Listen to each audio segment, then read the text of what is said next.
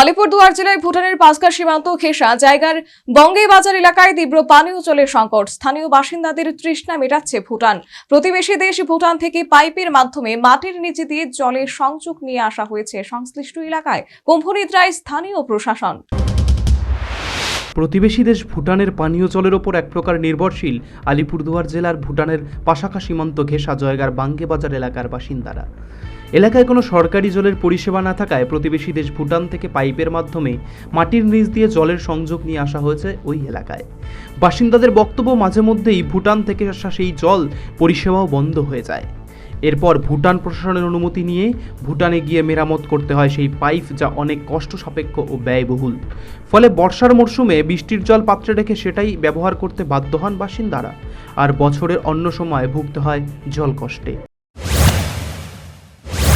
तो क्या समस्या है? वो पानी का समस्या है और वो भूटान का पानी से दुकान का आगे ऐसा कर देता है। पानी अभी कहाँ से आप लोग मैनेज कर रहे भूटान का है। हैं? भूटान का है।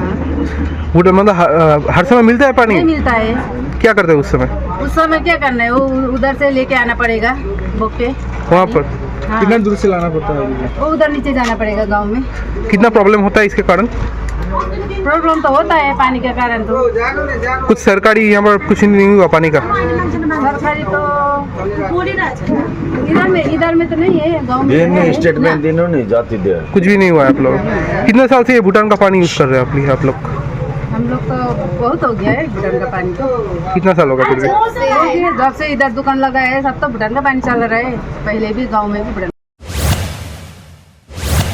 যদিও এই বিষয়ে কালচিনি পঞ্চায়েত সমিতির সভাপতি সাদু লোহার জানান, আমরা এলাকায় পরিদর্শনে যাব এবং সমস্যা সমাধানে প্রয়োজনীয় ব্যবস্থা নেব। সীমান্ত ওই খোকলা বাঙ্গে বাজার ওখানে একটা পানীয় জলের নাই, ওখানে বাসিন্দাদের সমস্যা হচ্ছে, কি দেখছেন বিষয়টা? না, এটা তো আমি আপনাদের কাছে থেকে জানলাম, কিন্তু আমি যাব, দেখব, ভিজিট করব আর দেখি কি করা যায়, যতটুকু পারি করবো আমরা। স্থানীয় বাসিন্দারা জানান, অনেক বছর ধরেই এই পাশাখা সীমান্তের জয়গার বাসিন্দারা পানীয় জলের সংকটে ভুগছেন, কিন্তু হেলদোল নেই প্রশাসনের।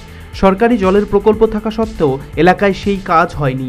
তবে আদৌ সেই কাজ হবে কিনা সেই প্রশ্নই ঘুরপাক খাচ্ছে বাসিন্দাদের মনে। Bureau report, news vanguard.